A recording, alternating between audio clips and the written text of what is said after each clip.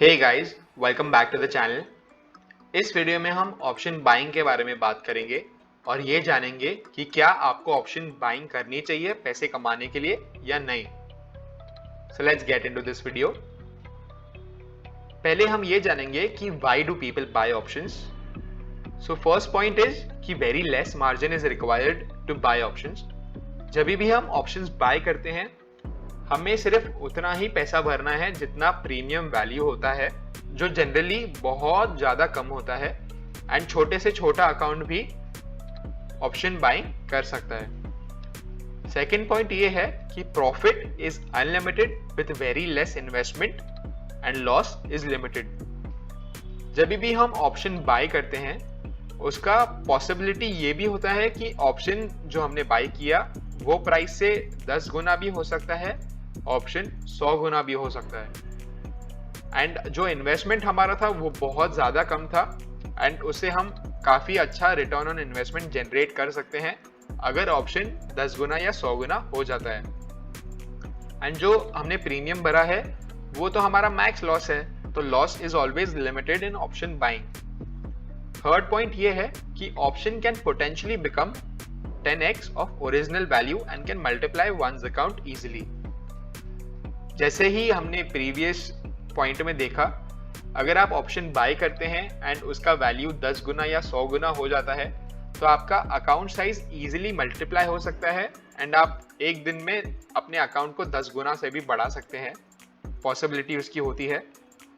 Fourth point ये है कि out of the money options are very cheap and need very low investment. Out of the money जो options होते हैं वो काफ़ी लो प्रीमियम होते हैं एंड उनका इन्वेस्टमेंट उतना ही कम होता है।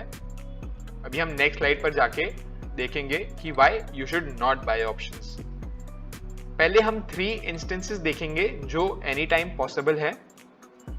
First is price goes into your favour. इसका मतलब यह है कि आपने पोजीशन जो ली है, आप राइट जा रहे हैं एंड आपके फेवर में प्राइस जा रही है। Second, price goes against you. Third, price stage in a range. अभी हम ऑप्शंस के पर्सपेक्टिव से देखते हैं। एक ऑप्शन सेलर जो होगा will make money in first and third point, whereas buyer will only make money in scenario 1। इसका मतलब ये है कि जब भी ऑप्शन आप बाय करते हैं और आपके फेवर में प्राइस जा रही है, ऑल गुड, आप पैसे बनाओगे, बट सेकेंड और थर्ड पॉइंट में आप पैसे नहीं बनाओगे। एंड आप कोई भी स्ट्रैटेजी फॉलो कीजिए, मोस्टली आपको जो ट्रेंड देने वाली स्ट्रैटेजी होती है वो 30 to 40% ऑफ द टाइम्स ही चलती है। सो बाकी सेकेंड और थर्ड पॉइंट में आपका लॉसेस होने ही है अगर आप एक ऑप्शन बायर है। बट अगर आप एक ऑप्शन सेलर है तो आपका फर्स्ट पॉइंट में भी पैसा बनेगा एंड थर्ड पॉइंट में भी पैसा बनेगा। क्यों? क्योंकि प्राइस आपके फेवर में जा रहा है तो आपको पैसा बनना ही है। बट थर्ड पॉइंट में जब भी प्राइस एक रेंज में चले जाता है तभी भी ऑप्शन का प्राइस डीके होते जाता है, इसलिए ऑप्शन सेलर को फर्स्ट और थर्ड पॉइंट में प्रॉफिट मिलता है। अभी हम ये देखेंगे कि निफ्टी का वीकली बेसिस पे रेंज कितना होता है ताकि हम ये जान पाए कि ऑप्शन सेलर ज्यादा पैसा कमाता है या option buyer. So historical data से हमें ये पता है कि 74% ऑफ द टाइम्स निफ्टी एक 3% के रेंज में रहता है, ऊपर या नीचे।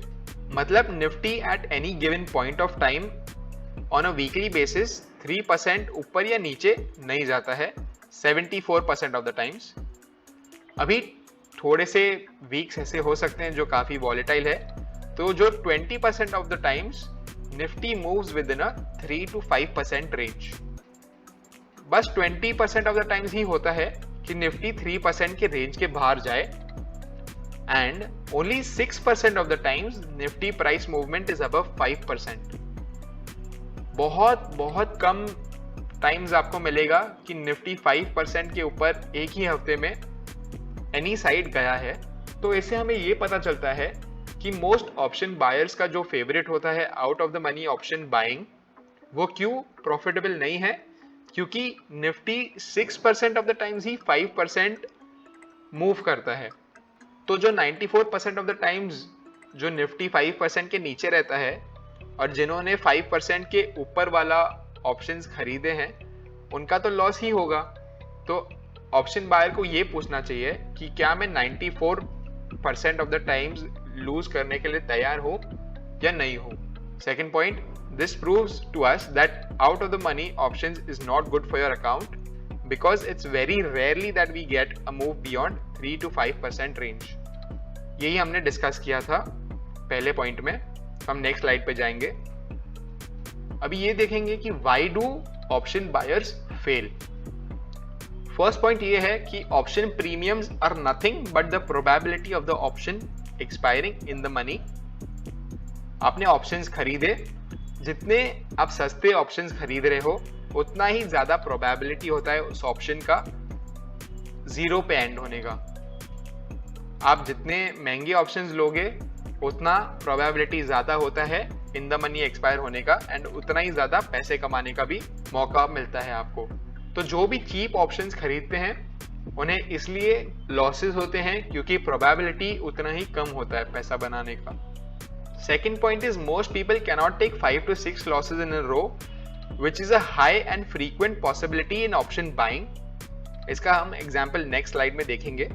थर्ड पॉइंट इज कि buyers need to face a lot of losses in order to catch a big trend that will make them money।